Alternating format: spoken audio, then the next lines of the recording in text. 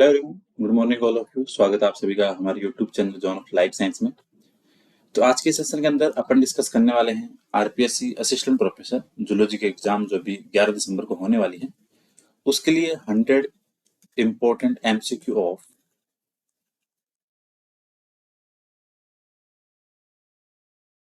Molecular biology. ठीक है, तो इसके अंदर आपके जो 100 इम्पोर्टेंट मॉलिक्यूलर बायोलॉजी के एमसीक्यू है, इसके अंदर आपकी कंप्लीट मॉलिक्यूलर बायो के सिलेक्टिव टॉपिक्स है जहां से क्वेश्चन बनते हैं, उन सबकी ऑलमोस्ट आपकी ये समरी क्लास हो जाएगी एक तरह से, ताकि आपका मॉलिक्यूलर बायो का 100 क्वेश्चन से रिवीजन हो जाएगा। इंपॉर्टेंट कॉन्सेप्ट है, यहाँ से बस आपको चीजें ध्यान रखनी है एग्जाम के लिए कि ये इंपॉर्टेंट अपने लिए। और 100 एमसीक्यू है तो इनमें से ध्यान रखना कि हो सकता है एग्जाम में कुछ क्वेश्चंस आपको डायरेक्ट मिल जाए। सो आपको अल्टीमेटली यहाँ से गोल ये रहेगा कि आपको क्वेश्चंस के आंसर भी ध्यान रखने हैं, चीजों को समझना भी है, ताकि एग्जाम में आपको डायरेक्ट बेनिफिट यहाँ से मिल सके। इससे पहले इथोलॉजी की मैराथन क्लास डाल दी है, वर्टिब्रेट की कोटपाल की मैराथन क्लास डाल दी है, आज मॉलिक्यूलर बायो की, और एक आपकी जल्दी ही इनवर्टिब्रेट्स कोटपाल की क्लास आ जाएगी। सो आज की क्लास जल्दी स्टार्ट करते हैं, कम टाइम के अंदर अपन 100 क्वेश्चंस को सॉल्व करते हैं। सो स्टार्ट करते हैं अपना पहला क्वेश्चन। एक सेकेंड, देखो पहला क्वेश्चन है, centromeric sequence in humans are made up of how many base pair repeating unit. ठीक है, सो ह्यूमन के अंदर जो सेंट्रोमेरिक सीक्वेंस है वो कितने बेस पेयर की बनी हुई है? सो ये बनी हुई है आपके 171 की। ध्यान रखना, ह्यूमन में 171 और लिस्ट के पूछे देन आंसर विल बी 110, 110 की। सो यहाँ से right answer option number B. ज्यादा टाइम नहीं लेंगे, टाइम अभी लास्ट टाइम चल रहा है, तो ज्यादा अगर वीडियो को लंबा खींचेंगे कोई सेंस नहीं है। सिंपल सिंपल चीजें देखेंगे जहां से एग्जाम के लिए क्वेश्चन बने। सेकंड है, which chromosome look like a rod shape during anaphase. तो एनाफेज के दौरान कौन सा क्रोमोसोम है जो आपको दिखेगा रोड लाइक? तो वो दिखता है आपको एक्रोसेंट्रिक। ठीक है, एक्रोसेंट्रिक की बात करें, मेटासेंट्रिक, सब मेटासेंट्रिक। ठीक है, जैसे आपकी जो सेंट्रोमियर की पोजीशन है, अगर मिडल पे है तो मेटासेंट्रिक, मिडल से थोड़ा सा ऊपर सब मेटासेंट्रिक। ठीक है, एंड पे है तो एक्रोसेंट्रिक, पिलोसेंट्रिक। तो वहां से ये चीज इंपॉर्टेंट है। ठीक है, सो यहाँ से आपकी आर्म रेशियो पूछता है मोस्टली, ये ध्यान रखना। सो रोड लाइक कैसा दिखेगा आपको? एक्रोसेंट्रिक। क्वेश्चन नंबर 3 की बात करें, incorrect about SMC protein. So SMC protein की अपन बात करें तो यहाँ से देखो पहला ऑप्शन देखो, स्ट्रक्चरल मॉडिफिकेशन ऑफ क्रोमोसोम। यहाँ पे मॉडिफिकेशन नहीं होता, ये होती है स्ट्रक्चरल मेंटेनेंस,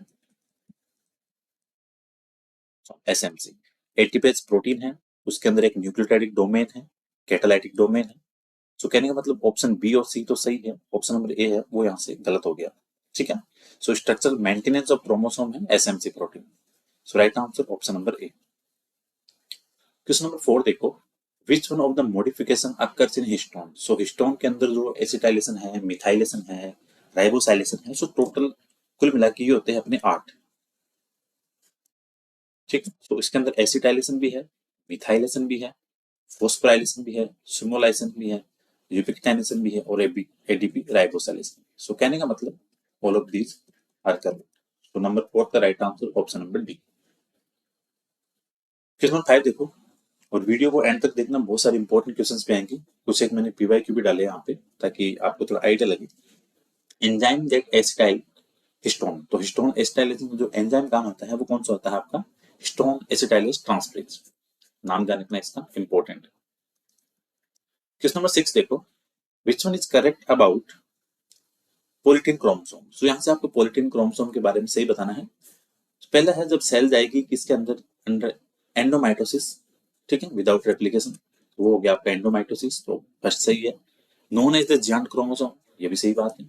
मिलेगा आपको कायरोनोमस के लार्वी की स्लाइवरी ग्लैंड में, तो ये भी सही बात। तो ये तीनों सही है, right answer option number D. अब यहाँ एक क्वेश्चन से आपको 3 ऑप्शंस के द्वारा पूरे जो इंपॉर्टेंट टर्म था उसका पता लग गया कि इंपॉर्टेंट चीजें यहाँ से क्या है। एंडोमाइटोसिस के द्वारा होगा, जियांट क्रोमोसोम के नाम से है, मिलेगा आपको कायरोनोमस लार्वी के स्लाइवरी ग्लैंड में। क्वेश्चन नंबर 7 है, प्राइमोसोम। तो रेप्लिकेशन के दौरान जो प्राइमोसोम कॉम्प्लेक्स बनता है उसके अंदर हेलिकेज और प्राइमेज जब आपस में कॉम्प्लेक्स बनाएंगे तो उसको बोलेंगे प्राइमोसोम कॉम्प्लेक्स। यहाँ से right answer option number B. Question number 8 देखो, स्ट्रक्चरल मॉडिफिकेशन ऑफ क्रोमोसोम। तो यहाँ से आपको पोलिटिन क्रोमोसोम के बारे में सही बताना है। पहला है, जब सेल जाएगी किसके अंदर? अंडर एंडोमाइटोसिस, तो फर्स्ट सही है। Known as the giant chromosome, ये भी सही बात है। मिलेगा आपको कायरोनोमस के लार्वी की स्लाइवरी ग्लैंड में। क्वेश्चन नंबर 9 देखो, which one of the modification occurs in histone. So histone acetylase transferase. इसने बोला है कि डीएनए पॉलीमरेज फर्स्ट के बारे में आपको इनकरेक्ट बताना है। एक सेकंड। तो फर्स्ट आपका कॉर्नबर्ग एंजाइम के नाम से जाना जाता है। ये क्वेश्चन आया हुआ आरपीएससी में कि डीएनए पॉलीमरेज फर्स्ट का दूसरा नाम है कॉर्नबर्ग एंजाइम। इसके पास में 5 to 3 पॉलीमरेज एक्टिविटी भी है और 5 to 3 एक्सोन्यूक्लियस एक्टिविटी भी है। सही बात है। 3 to 5 एक्सोन्यूक्लियस एक्टिविटी भी है, ये भी सही बात है। लेकिन ये टेट्रामेरिक नहीं होगा। पॉलीमरेज फर्स्ट स्ट्रक्चर कैसा है, मोनोमेरिक स्ट्रक्चर है। सो ये चीज ध्यान रखना, ठीक है। सो राइट आंसर यहाँ पे ऑप्शन नंबर डी हो गया, क्योंकि टेट्रामेरिक नहीं है, ये आपकी मोनोमेरिक स्ट्रक्चर। 9 देखो, correct about DNA polymerase second. आपको डीएनए पॉलीमरेज सेकंड के बारे में बताना है। सो ये मोनोमेरिक है, जबकि पॉलीमरेज फर्स्ट, एक सेकंड, वो भी मोनोमेरिक था और ये भी आपका मोनोमेरिक है। इसके पास में 5 to 3 पॉलीमरेज है, 3 to 5 एक्सोन्यूक्लियस है। लो पॉलीमराइजेशन रेट है और मोस्टली काम आता है आपके डीएनए रिपेयर में भी। सो कहने का मतलब सारे के सारे ऑप्शन यहाँ पे correct, so all are correct. Question number 10 देखो। सो डीएनए पॉलीमरेज थर्ड, तो मेन रेप्लिकेटिंग एंजाइम एक तो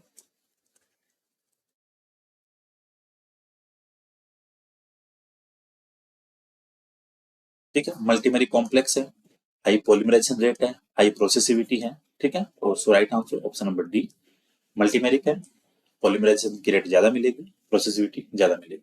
सो right answer option number D. Question number 11 देखो, डिक्टोमस रेप्लिकेशन। तो डिक्टोमस रेप्लिकेशन की बात करें, सो अगर सिंगल क्रोमोसोम पे आपको अगर एक से ज्यादा रेप्लिकेशन फोक देखने को मिले, और अगर नंबर की बात करें तो 6, तो अगर 6 रेप्लिकेशन फोक देखने को मिल रहे हैं आपको सिंगल क्रोमोसोम पे, तो उसको बोलेंगे अपन dichotomous replication. Right answer option number C. Question number 12 देखो, during DNA replication discontinuous synthesize fragments are later joined by. So discontinuous की बात कर रहा है, that mean talking about Okazaki segment. Okazaki segment को आपस में जोड़ने के लिए लाइगेज एंजाइम। तो right answer option number A. Question number 13 देखो, 5 human chromosome have secondary constriction. तो सेकेंडरी कॉन्स्ट्रिक्शन क्या होता है, न्यूक्लियर ऑर्गेनाइजर एनओआर। और ये आरपीएससी में बहुत बार क्वेश्चन आया हुआ है। ह्यूमन के अंदर 13, 14, 21 एंड 22, 5 क्रोमोसोम पे मिलेगा आपको क्या, सेकेंडरी कॉन्स्ट्रिक्शन। तो ये इंपॉर्टेंट है, 2-3 बार रिपीटेड क्वेश्चन आरपीएससी में। तो 13, 14, 15, 21 and 22 human chromosome have secondary constriction. Right answer option number C. Question number 14 देखो, हिस्टोन प्रोटीन। तो इसके पास मिलेगा आपको arginine plus lysine. Right answer option number B. Question number 15 देखो, टस प्रोटीन एट सीक्वेंस रिलेटेड। तो जब भी अपन रेप्लिकेशन देखते हैं, तो रेप्लिकेशन के अंदर जो ट्रांसक्रिप्शन की प्रोसेस होती है, सो वहां पे देखने को मिलेगा अपने को क्या, टस सीक्वेंस और टस protein. Right answer option number A. Question number 16 है, ट्विंकल प्रोटीन। सो जब माइटोकॉन्ड्रियल रेप्लिकेशन होता है, ये ध्यान रखना, क्वेश्चन ये भी पूछ सकते हैं कि ट्विंकल प्रोटीन कहाँ काम आएगी। सो माइटोकॉन्ड्रियल रेप्लिकेशन में ट्विंकल प्रोटीन है, एज ए हेलिकेज का काम करती है। तो ये इंपॉर्टेंट चीज है, पाथफाइंडर की चीज है, ध्यान रखना। एग्जाम में मॉलिक्यूलर बायो के जो पाथफाइंडर वाले जो नेट वाले क्वेश्चन है, छोटे मोटे क्वेश्चन वहां से बन जाते हैं। तो उसके अकॉर्डिंग इनका भी ध्यान रखना। So twinkle protein is work as helicase during mitochondrial replication. So right answer option number A. Question number 17 है, abortive initiation is commonly seen in। abortive initiation की बात करें तो जब भी अपन ट्रांसक्रिप्शन पढ़ेंगे या पढ़ते हैं, तो इनिशिएशन के दौरान टाइम क्या होगा, जो आरएनए पॉलीमरेज फर्स्ट, सॉरी, जो आरएनए पॉलीमरेज एंजाइम है आपका, ठीक है, ये क्या करेगा, जैसे ही 2 से 3 बेस पेयर बनते हैं तो वापिस हट जाते हैं, 2 से 3 बेस पेयर बनते हैं तो वापिस हट जाता है, बार बार नीचे वहां से हटता रहता है। आरएनए पॉलीमरेज अबोर्ट होता रहता है जब तक कि 10-20 बेस पेयर ना बन जाए। तो जिसको बार बार हटने के प्रोसेस को बोलते हैं अबोर्टिव इनिशिएशन। सो ये मोस्टली मिलेगा आपको ट्रांसक्रिप्शन इनिशिएशन के दौरान। सिंपल ध्यान रखना, जैसे 2-3 बेस पेयर बने हटता है, 2-3 बेस पेयर बने हटता है, अबोर्ट होता रहता है, तो इसको बोलते हैं abortive initiation. Right answer option number D. Question number 18 देखो, rut site and rho protein is related to. So ये आपको ध्यान रखना है कि जो आपके ट्रांसक्रिप्शन का जब टर्मिनेशन होगा, सो वहां काम आता है आपके, ठीक है, रट साइट और रो प्रोटीन। जैसे रो डिपेंडेंट टर्मिनेशन होगा, ठीक है, सो ट्रांसक्रिप्शन टर्मिनेशन और रट साइट का ध्यान रखना, ये मोस्टली होती है आपकी साइटोसिन रिच साइट। सो यहाँ से right answer option number B. 19 देखो, ये बोलता है कि stem loop structure form during intrinsic termination. तो एक तो इंट्रिंसिक होता है, एक एक्सट्रिंसिक। इंट्रिंसिक के अंदर जो लूप बनेगी वो मोस्टली होती है आपकी जीसी नीचे। ठीक है, तो right answer option number B, ये ध्यान रखना। 20 देखो, रट साइट, तो अभी बात की थी कि रट साइट मोस्टली मिलेगी आपको cytosine rich. Right answer option number D. 21 है, DNA photolyase enzyme used in which DNA repair. तो जो आपका डायरेक्ट रिपेयर सिस्टम है, ठीक है, तो वहां पे जो काम आता है एंजाइम प्रोटोलाइज, ध्यान रखना। So direct repair will be correct. 22 देखो, xeroderma pigmentosum and Cockayne syndrome due to defect. So जो आपका न्यूक्लियर एक्सिसन रिपेयर है, और ये जीरोडर्मा पिगमेंटोसम का क्वेश्चन बहुत बार आया हुआ भी है, सो इसका ध्यान रखना। तो xeroderma pigmentosum and Cockayne syndrome किसके से होगा, जब एनईआर डिफेक्ट होगा। Right answer option number B.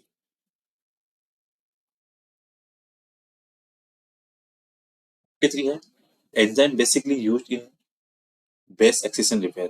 तो बेस एक्सिसन रिपेयर की बात करें तो इसके अंदर आपके जो ग्लाइकोसाइडिक बॉन्ड है उसको क्लीव किया जाएगा। सो यहाँ से जो एंजाइम काम आता है वो आपका डीएनए ग्लाइकोसाइलेज। ठीक है, सो इंपॉर्टेंट ध्यान रखना, cleave glycosidic bond. Right answer option number B. 24 देखो, एनईआर के बारे में पूछा। सो यहाँ पे क्या होगा, ब्रेक फॉस्फोडाइस्टर बॉन्ड होगा। सो इनकरेक्ट पूछा यहाँ से, सो पहला ऑप्शन ही गलत हो गया। N glycosidic bond cleave is not a characteristic feature of NER and this is feature of base excision repair. तो पहला गलत है। सेकंड है, जो आपके यूबीआर ए बी सी जो डी का पूरा ग्रुप पाया जाता है, ठीक है, तो यूबीआर ए का काम है डेमर साइट को रिकॉग्नाइज करने का, सॉरी ए का रिकॉग्नाइज, डी हेलिकेज, और यहाँ पे होगा breaking phosphodiester bond is key mechanism of NER, ये लिखा हुआ है। तो यहाँ से right answer option number A है। 25 देखते हैं, incorrect about functions of alternative sigma factor. So यहाँ से क्वेश्चन बन सकते हैं, इंपॉर्टेंट है। सो देखो, ये बोल रहा है सिग्मा 54 हीट शॉक रिस्पॉन्स, नहीं, heat shock response not done by sigma 54. Sigma 54 is mostly for nitrogen assimilation। निदान, जब भी बात करें सिग्मा 54 की तो वो है आपके नाइट्रोजन एसिमिलेशन के लिए। 28 सही है, flagella synthesis. 32 heat shock response. 38 oxidative and osmotic response. So these three are correct, but incorrect is option number A, 54 for nitrogen assimilation. So right answer option number A. 26 देखो, incorrect statement बताना आपको। Primer require in transcription initiation. अच्छे से पढ़ना question को। ये बोल रहा है कि प्राइमर आपको चाहिए ट्रांसक्रिप्शन इनिशिएशन में, बट ऐसा तो कहीं नहीं पढ़ते, आपको रेप्लिकेशन का जो इनिशिएशन होगा वहां पे चाहिए। सो ऑप्शन नंबर ए इनकरेक्ट हो गया। टर्नरी कॉम्प्लेक्स है डीएनए आरएनए एंड एंजाइम। तो जब भी अपन ट्रांसक्रिप्शन पढ़ते हैं, सो डीएनए आरएनए और एंजाइम, इन सबका जो कॉम्प्लेक्स बनता है वो कहलाता है आपका क्या, टर्नरी कॉम्प्लेक्स। ऑप्शन नंबर ए तो गलत हो गया, बी बोल रहा है टर्नरी कॉम्प्लेक्स। तो ये डीएनए आरएनए और एंजाइम जो प्रोटीन बनाएंगे ट्रांसलेशन में, तो ये वहां पे देखने को मिलेगा। तो बी तो सही है। सी बोल रहा है sigma factor change the DNA binding property of RNA polymerase.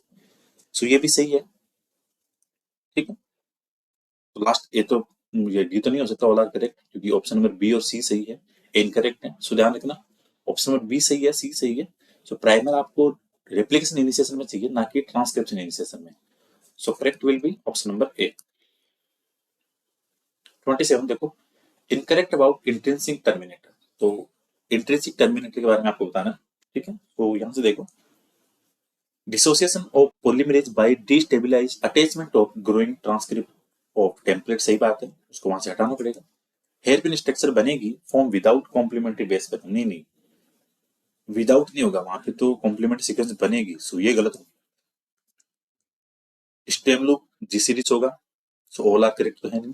सो यहाँ से ऑप्शन नंबर बी है वो इनकरेक्ट है, क्योंकि hairpin structure complementary base pairing show करेगी। Right answer option number B. 28 देखो, incorrect about rho dependent termination. Rho dependent के बारे में आपको बताना है, इंपॉर्टेंट है।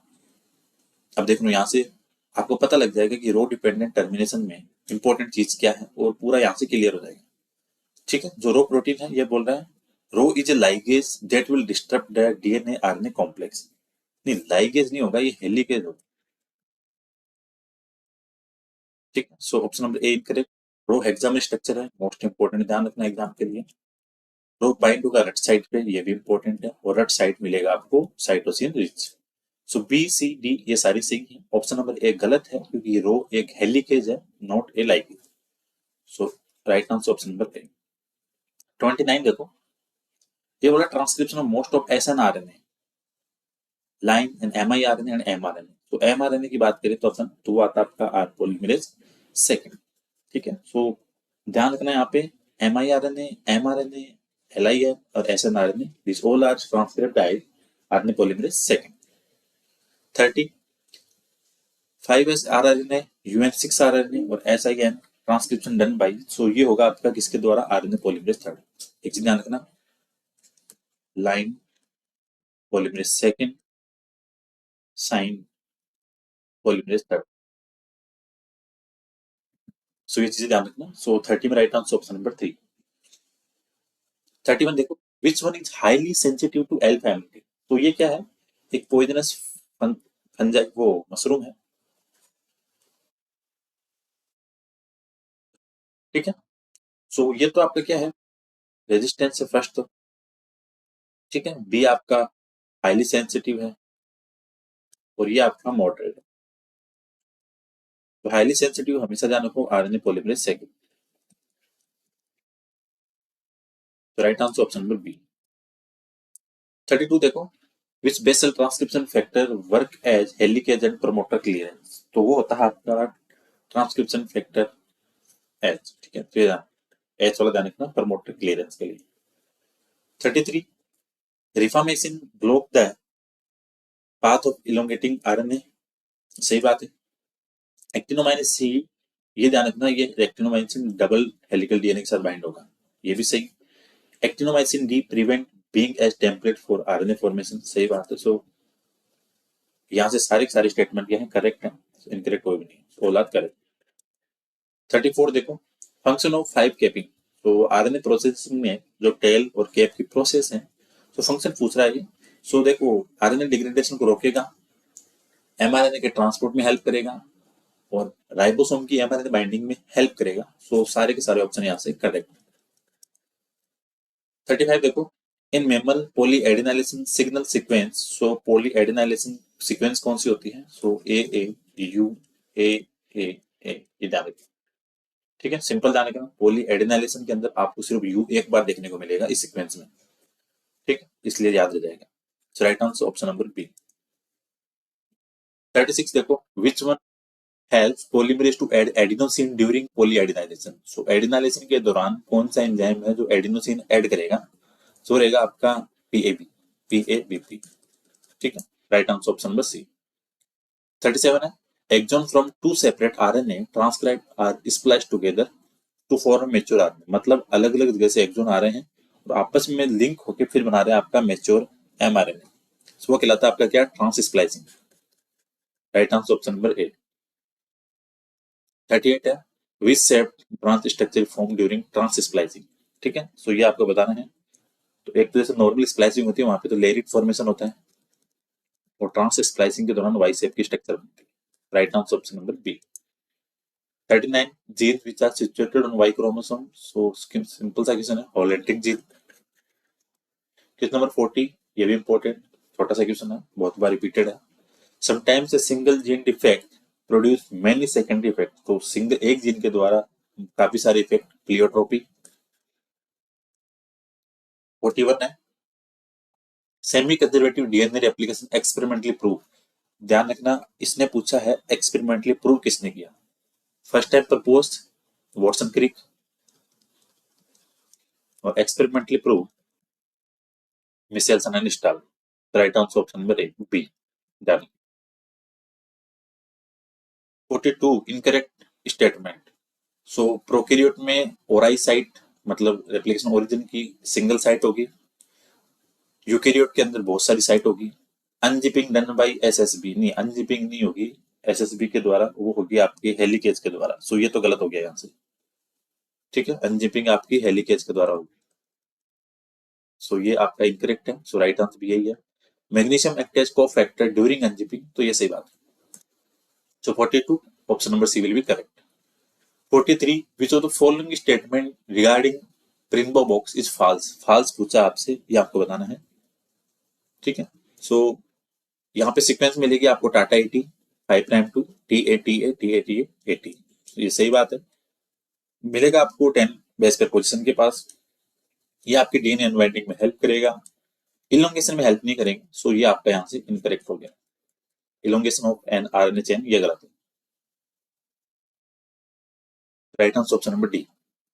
44 देखो, which of the following is not a property of DNA polymerase first in prokaryote. तो प्रोकैरियोट के अंदर डीएनए पॉलीमरेज फर्स्ट की आपको यहाँ से प्रॉपर्टी बतानी है। सो ये 5 prime to 3 prime polymerase activity show करेगा, सही बात है। 5 to 3 एक्सोन्यूक्लियस एक्टिविटी सही करेगा, शो करेगा, ये भी सही बात है। लेकिन ये 5 to 3 एक्सोन्यूक्लियस शो नहीं करेगा, सो ये इनकरेक्ट है। और 5 to 3 एक्सोन्यूक्लियस, एक सेकंड, बी में भी यही है, सी में भी है, यहाँ से 3 to 5 करो, 3 प्राइम टू 5 प्राइम, सो ये भी सही है। सो ऑप्शन नंबर सी गलत है। 5 prime to 3 prime endonuclease activity will be not shown by DNA polymerase first. Right answer option number C. 45 DNA topoisomerase recombination are, इसका काम क्या है? सो ये आपके सुपर कॉइल में आपके हेलिक्स में रिमूव करेगा कोइलिंग के लिए। So right answer responsible for removing super coil in the helix, option number A correct. 46 the semi conservative replication of DNA is proved by using which isotope। तो nitrogen के जो heavy और जो light जो अलग अलग थे N14 और N15, option number A will be correct. Simple सा क्वेश्चन है, बट मौलिक बाय के ऐसा नहीं है कि सारे क्वेश्चन आपको नेट लेवल के देखने को मिलेंगे, सिंपल भी होंगे, वन लाइनर भी होंगे, सो उसके अकॉर्डिंग ध्यान रखें।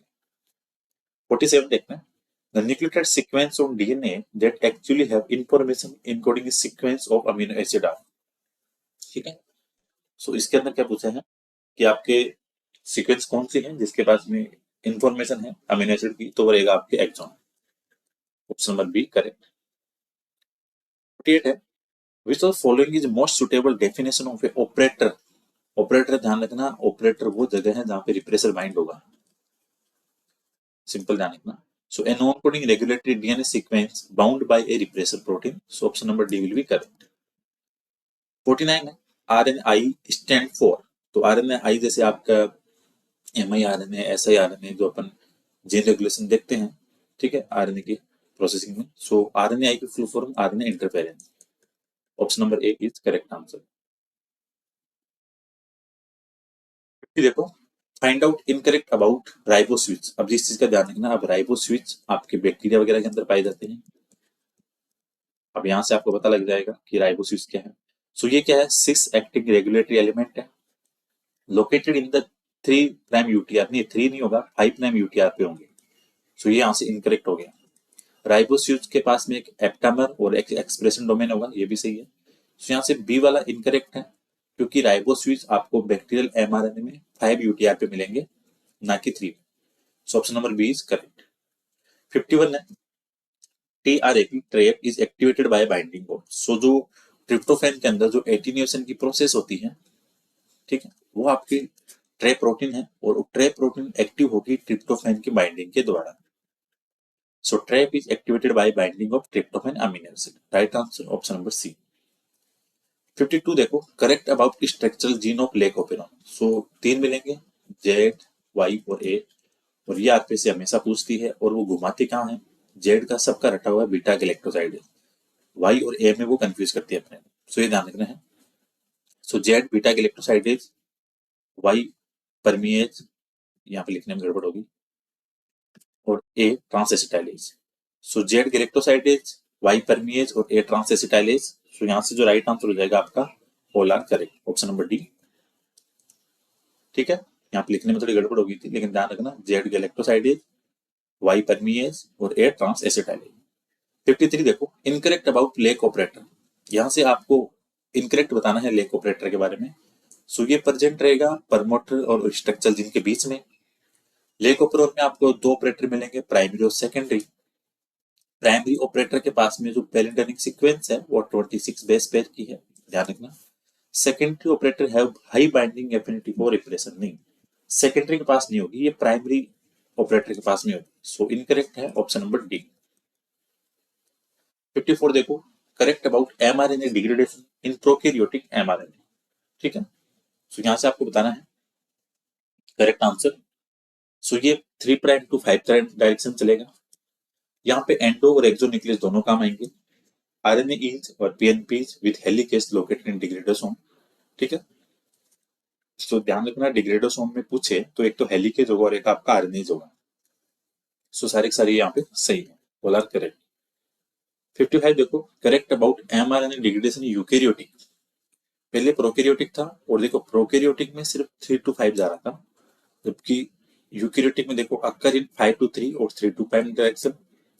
Mostly degradation based on deadenylation, removal of tail by the deadenylase enzyme. So right answer option number D. Prokaryote में डिग्रेडेशन सिर्फ एक डायरेक्शन था, 3 to 5। प्रोकैरियोट और यूकेरियोट में 3 to 5 और 5 to 3। 56, ये इंपॉर्टेंट क्वेश्चन है, हो सकता है एग्जाम में आ जाए।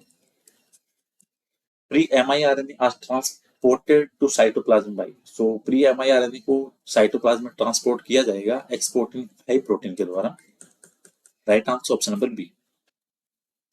57 है, which site of ribosome hold the incoming tRNA molecule charge with amino acid, ठीक है। तो चार्ज अमीनो एसिड के साथ में टीआरएनए कहाँ आएगा, तो राइबोसोम की जैसे ई पी ए तीन अलग साइट है, तो ए साइट पे आएगा। 58, डीएसिलेटेड टीआरएनए एग्जिट हुआ है, सो टीआरएनए निकलेगा कहां से एग्जिट के लिए, आपका ई साइट के द्वारा, ऑप्शन नंबर सी। 59 और 60 दोनों ध्यान रखना, साइन डलगानो और प्रोजेक्ट सीक्वेंस दोनों के दोनों ट्रांसलेशन में हेल्पफुल है, ठीक है। सो ये ध्यान रखना। तो साइन डलगानो सीक्वेंस होती है आपकी 5 AGGU, ठीक है, और जो कोजेक सीक्वेंस वो होती है ACCAUGG, ठीक है। सो ये दोनों ध्यान रखना। सो 59 में ए और 60 में ए, दोनों रख लेना। अगला है, which protein factor direct the next tRNA to its correct position on ribosome. So जो ट्रांसलेशन के अंदर जो फैक्टर होते हैं, ठीक, उसका ध्यान रखना है। सो ये इंपॉर्टेंट है। तो टीआरएनए को करेक्ट पोजीशन पर लाने के लिए एएफटीएस और जी का काम होता है ट्रांसलोकेज का। तो यहां से right answer option number B.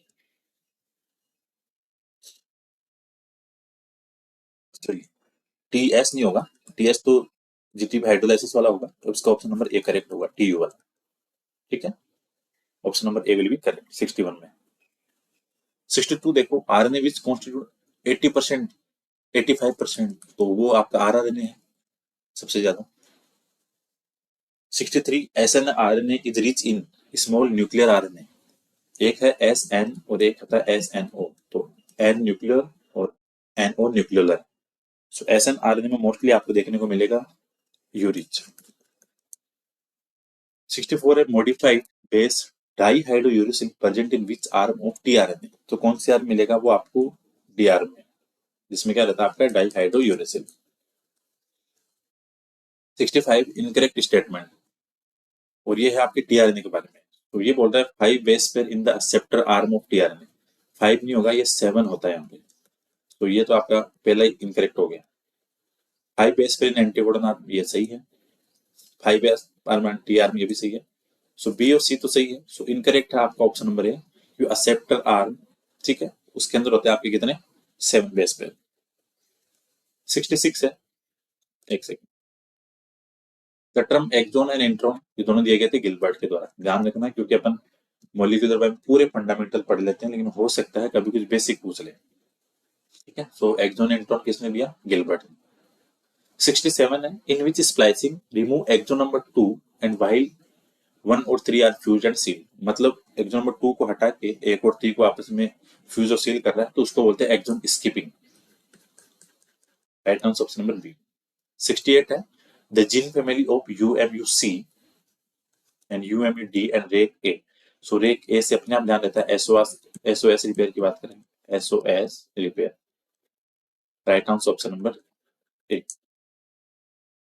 69 है what is ORF, open reading frame. तो सिंपली ध्यान रखो, स्टार्ट कोडॉन से जो एंड कोडॉन है उसके बीच का जो एरिया है वो सीक्वेंस है, वो आपका ओपन रीडिंग फ्रेम। सो कहाँ गया इसका आंसर, ये रहा। Continuous group of adjacent codon that starting with ATG and ending with TT, TGA, TAA और टे। ठीक है, तो ये ध्यान रखना ओपन रीडिंग फ्रेम है, स्टार्ट से लोग एंड कोडॉन रखना। Option number A will be correct. 70 ribozyme. तो राइबोजाइम क्या होते हैं, RNA मॉलिक्यूल होते हैं। Right answer option number D. 71 genes. तो ये तो 2021 वाली RPSC एग्जाम में क्वेश्चन आया हुआ है। वो क्या होते हैं, पॉलीन्यूक्लियोटाइड होते हैं। ठीक है, right answer option number C. 73 sorry 72 xeroderma pigmentosum in human. तो ये तो पहले ही बताया था, जीरोडर्मा पिगमेंटोसम और कोकेन सिंड्रोम। बोथ विच किसके साथ रहेंगे, NER के साथ, nucleotide excision repair. 73 which one of them known as Kornberg enzyme. Kornberg कौन सा हो गया आपका, पॉलीमरेज फर्स्ट, अभी बात की थी। Right answer option number B. 74 who was first time proposed semi conservative method DNA replication, तो वॉटसन एंड क्रिक, और experimentally Meselson Stahl. Structural gene in tryptophan operon कितने होते हैं, 5। ठीक है, EDCBA, ध्यान रखना। Option number B. 76 which one bind to EFG and block translocation during the translation process। Translocate मतलब उसको आगे मूव नहीं करने देता, और किसके साथ, EFG। और EFG का काम क्या है, ट्रांसलोकेज का। तो कौन सा हो गया आपका, phosphatidic acid. Option number B will be correct. 77 role of ERF1 and ERF2 during translation. तो दोनों का काम क्या है, ये टर्मिनेशन में है, रिलीजिंग फैक्टर है, रिकॉग्नाइज टर्मिनेशन कोडॉन। ठीक है, ध्यान रखना। Right answer option number C. 78 other name of RNA interference. तो RNAi के देखो अदर नेम क्या है, post transcriptional gene silencing, trans gene silencing, quelling. So right answer option number D.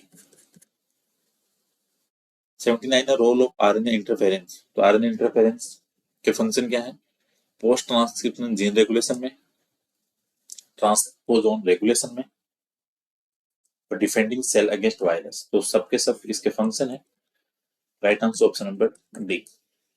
80 है डाइसर इंक्लूड। तो जब अपन RNA इंटरफेरेंस पढ़ते हैं, तो जो आपका डबल स्टैंडर्ड DNA है, RNA है, उसको जब single stand RNA SI RNA में कन्वर्ट करता है, सो वहां पे आता है कौन सा, डाइसर। और डाइसर के अंदर क्या क्या होता है, ये इंपॉर्टेंट है। सो उसमें एटीपेज होगा प्लस हेलिकेज होगा, कैटालाइटिक RNA 3 डोमेन होगा, और double standard RNA binding domain होगा।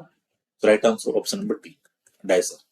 ठीक है, 81 है discovered first mRNA। Important question है, ध्यान रखना कि सबसे पहले जो mRNA था वो कौन सा था।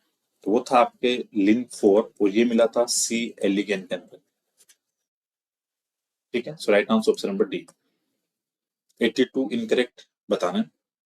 सो यहाँ से दो चीज ध्यान रखना, एक तो ट्रांसफेरिन और फेरिटिन, इन दोनों का जो ट्रांसक्रिप्शन स्टेटस है आयरन के साथ में, वहां से क्वेश्चन बनता है। सो यहाँ सिंपली देखो, इनकरेक्ट पूछा इसने। तो फेरिटिन mRNA का जो ट्रांसलेशन है, जब आयरन कंडीशन लो होगी तो वो भी लो रहेगा, सही बात है। इसका फेरिटिन फॉर्मेशन इंक्रीज कब होगा, जब आयरन कंसंट्रेशन हाई होगी। एकॉनिटेज मेजर IRP प्रोटीन है, ये ध्यान रखना इंपॉर्टेंट है कि मेजर IRP प्रोटीन कौन सी है, तो एकॉनिटेज। पहला भी सही, दूसरा भी सही, सी भी सही। So right answer option number D. देखो इधर, फेरिटिन mRNA का ट्रांसलेशन कम कब होगा, जब आयरन कम है। फॉर्मेशन बढ़ेगा कब, जब आयरन कंसंट्रेशन ज्यादा है। और इसके विपरीत कर देना ट्रांसफेरिन को। ठीक है, तो यहाँ से right answer option number D. FLP recombinase, तो जो सैक्रोमाइसिस सेरेविसिस से डिराइव्ड होता है, इसके अंदर कितने बेस पे लॉन्ग होता है, तो ये इंपॉर्टेंट है, इसका ध्यान रखना 34। Right answer option number C. 84 है the term heterochromatin and euchromatin is coined by. तो ये दिया था आपके E. हिटची के द्वारा। Right answer option number A. 85 incorrect about constitutive heterochromatin. ठीक है, सो इंपोर्टेंट है भी। एक सेकंड।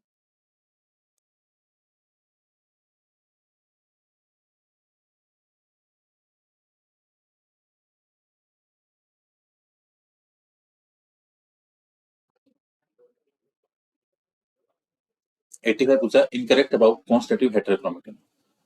सो हेटेरो में एक तो कॉन्स्टिट्यूटिव है आपका, फैकल्टेटिव है। तो हेटेरो के बारे में पूछता है, एक तो ये परमानेंटली कंडेंस रहेगा, इसका रेप्लिकेशन होगा एस फेज में, और हाईली रेपिटेटिव सीक्वेंस है। सो ये तो हो गया ऑल आर करेक्ट। 86 है फैकल्टेटिव।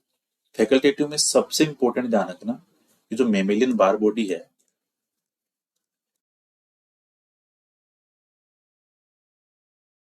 इसका एग्जांपल है फैकल्टेटिव हेटेरोक्रोमेटिन का। तो ये जीन एक्सप्रेशन के लिए पोटेंशियल रखता है, ये कंडेंस हो भी सकता है और डीकंडेंस भी। जैसे कॉन्स्टिट्यूटिव था वो मोस्टली आपको कंडेंस से मिलता था परमानेंटली, बट फैकल्टेटिव कंडेंस भी और डीकंडेंस भी, दोनों कंडीशन। सी बोल रहा है mammalian Barr body is an example of facultative heterochromatin, तो ये तो सही है। So all of these will be correct. Right answer option number D. 87 बोल रहा है number of Barr body Klinefelter syndrome. तो सेक्स क्रोमोसोम -1 n-1 से निकालते हैं। सो किसका पूछ रहा है ये पूछा आपको क्लाइनफेल्टर। तो वहां से मिलेगा आपको बार बॉडी नंबर 1, और अगर टर्नर पूछता तो वहां पे 0। टर्नर सिंड्रोम में बार बॉडी 0 है, क्लाइनफेल्टर में 1 है। 88 है small ubiquitin related modified protein contains amino acid. तो जो सुमो प्रोटीन है उसके अंदर कितने अमीनो एसिड होंगे? तो उसके अंदर 97। Right answer option number B. 89 है role of histone lysine modification. ठीक है, तो हिस्टोन लाइसिन मॉडिफिकेशन का काम क्या है? एक तो हेटेरोक्रोमेटिन फॉर्मेशन करेगा, ठीक है, क्रोमोसोम एक्स इनएक्टिवेशन में, जीनोम इम्प्रिंटिंग और ट्रांसक्रिप्शन रेगुलेशन। तो ये तो सारे के सारे सही हो गए। एक चीज ध्यान रखना, जब हिस्टोन की जो प्रोसेसिंग है, ठीक है, मिथाइलेशन की, तो अगर 9th नंबर पे हो रही है तो वो काम होगा आपके जीन साइलेंसिंग के लिए। और फोर्थ पोजीशन पे हो रही है तो वहां पे ट्रांसक्रिप्शन एक्टिव होगा। ये चीज दोनों ध्यान रखना। 90 देखो protein that bound to acetylate lysine in histone modification. ध्यान रखना क्या बोल रहे हैं, जब बाइंड करेगी एसिटाइलेट लाइसिन के साथ तो वो है आपकी ब्रोमोडोमेन, और अगर मिथाइलेटेड लाइसिन पूछे तो वो है आपकी क्रोमोडोमेन। दोनों ध्यान रखना। Protein that bind to acetylate lysine in histone modification तो वो है आपकी ब्रोमोडोमेन, और 91 है protein that bind to methylate lysine, वो है आपकी क्रोमोडोमेन। सो दोनों का ध्यान रखना। 92 देखो इनकरेक्ट पूछा है histone deacetyl is use for removing acetylic group. सही बात है, डी एसिटाइल का काम ही एसिटाइल को रिमूव करना। Histone in heterochromatin normally deacetylate. सही बात है। Histone in euchromatin is normally acetylate, तो ये भी सही है। So right answer option number D. 93 है protamine is a polypeptide consisting mostly of amino acid. तो प्रोटियामाइन के अंदर क्या मिलेगा आपको? Mostly arginine. Right answer option number B. 94 है tRNA attach amino acid at its. तो असेप्टार्म कौन सी होती है? 3 एंड पे। ठीक है, सो टीआरएनए अटैच कहाँ होगा? टीआरएनए में अमीनो एसिड कहाँ ऐड होंगे? असेप्टर आर्म सीसीए, वो लोकेटेड आपकी 3 एंड पे। राइट आंसर ऑप्शन नंबर ए। 95 है इन ए 3D व्यू। 3D व्यू के अंदर आपको टीआरएनए कैसा देखने को मिलेगा? एल शेप में। 96 रेप्लिकेशन फोक क्या है? डबल स्टैंडर्ड डीएनए है, तो छोटी सी जो ओपनिंग है वो कहलाती है आपकी क्या? Replication fork. तो small opening of DNA helix. 97 primer in DNA replication, तो क्या होता है? छोटे आरएनए के polymer segment. Option number B. 98 function a promoter in gene expression. So promoter का काम क्या है? आरएनए पॉलीमरेज को बाइंड कराने के लिए उसकी लोकेशन। सो सिंपली कह सकते हैं starting site provide for mRNA transcription. 99 importance of DNA methylation in gene regulation. यहाँ से इसका काम क्या है? सो मिथाइलेशन पूछा है तो ये एक्सप्रेशन को इनहिबिट करेगा। ठीक है, so right answer option number A. DNA methylation काम क्या करेगा? Inhibit gene expression in gene regulation. Last का क्वेश्चन है मॉलिक्यूलर बाय का, what is the function of miRNA in gene regulation. mRNA में पूछा है जीन रेगुलेशन में, तो ये क्या करेगा, प्रिवेंट ट्रांसलेशन ऑफ mRNA। ठीक है, so right answer option number C. So ये हो गए आपके 100 important MCQ of molecular biology. ठीक है, और ये आपके चाहे जूलॉजी असिस्टेंट प्रोफेसर या फिर आपके बॉटनी असिस्टेंट प्रोफेसर दोनों के लिए है। ठीक है, कि मॉलिक्यूलर बायो दोनों में है। सो इंपॉर्टेंट चीजें हैं, 100 इंपॉर्टेंट एमसीक्यू, ऑलमोस्ट हर टॉपिक से क्वेश्चन उठाए गए हैं, ताकि टॉपिक के साथ साथ क्वेश्चन की प्रैक्टिस भी हो और आपकी थ्योरी का एनालिसिस भी हो जाए। सो इंपॉर्टेंट सेशन है, जरूर देखना। जिन्होंने कोटपाल का जो मैंने वर्टिब्रेट का सेशन अपलोड किया है वो देख लेना, उसमें आपकी कंपेरेटिव एनाटॉमी करवा दी, प्रोटोकोडेट और इकोनॉमिक इंपॉर्टेंट सब कोडेट करवा दी। अब एक करवाना है कोटपाल से इनवर्टिब्रेट सेशन, सो अभी एक दो दिन में वो भी अपलोड हो जाएगा। इथोलॉजी करवा दी है। कोशिश एक ये रहेगी कि मैं ह्यूमन फिजियो के 300 एमसीक्यू और करवाऊंगा एक साथ एक वीडियो में, ताकि आपकी पूरी रिपीट हो जाएगी। ह्यूमन फिजियोलॉजी के 300 एमसीक्यू एक साथ ही।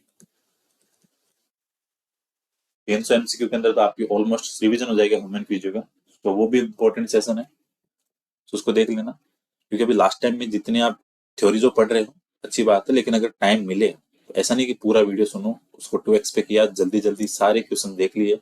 हो सकता है कुछ क्वेश्चंस के आंसर या कुछ क्वेश्चंस आपके दिमाग में इम्प्रिंट हो जाए, और वही क्वेश्चंस वहां पे आपको हो सकता है उसके फेमिलियर कोई क्वेश्चन देखने को मिल जाए, तो उसका अल्टीमेट बेनिफिट वहां पे मिल सकता है। अभी आज तारीख होगी 30 आपकी, 7 तारीख को जीके का पेपर है और 11 को जूलॉजी का। सो ऑलमोस्ट 10 दिन बचे हैं। सो टाइम को मैनेज करके पढ़ना है, ऐसा नहीं कि भाई 7 तारीख तक टोटली जीके पे ध्यान दे दो। टोटली जीके पे नहीं जाना, थोड़ा टाइम सब्जेक्ट को भी देना है और जीके को भी देना है, क्योंकि जीके क्वालिफाइंग वाला है। सो उसके अकॉर्डिंग एकदम शांत माइंड से सारी चीजों को अटेंड करना है, टाइम निकालना है। जैसे जैसे एग्जाम पास आएगी, अभी ऐसा फील होता जाएगा कि दिमाग से सारी चीजें ब्लर हो रही है, कुछ याद नहीं आ रहा, डिप्रेशन आएगा, स्ट्रेस जैसा लगेगा, बट शांत रहना है। जैसे एग्जाम में जाओगे सारी चीजें याद आएगी। सो एकदम पॉजिटिव माइंड रखना है, अपने आप दिमाग वहां पे चलने लग जाएगा। सो ये थोड़ा ट्रस्ट रखना है और अच्छे से तैयारी करो। सो जल्दी ह्यूमन फिजियो के 300 एमसीक्यू की वीडियो प्लस इनवर्टिब्रेट कोटपाल का video. So hopefully session important रहेगा। So thank you so much for watching session, मिलते हैं कल नेक्स्ट सेशन में।